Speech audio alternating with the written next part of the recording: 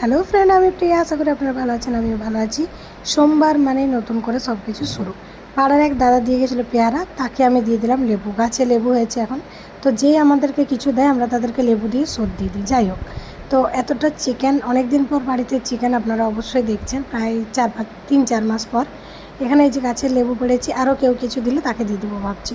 তো এই লেবু কিছু ফেটেছে, তো যাই হোক, বাবার এক বন্ধু আসবে, তার জন্যই লেবু পেড়েছিলাম, তো তাকে দেবো বলে।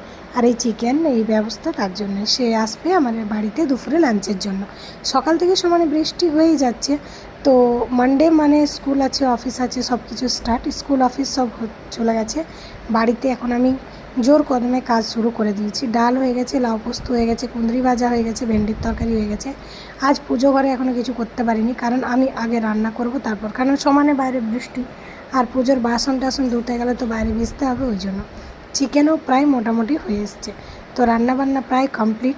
এবার রান্নার পর রান্নাঘর পরিষ্কার আর স্নানটা বাকি। তো আজকের ব্লগটা কেমন লাগলো অবশ্যই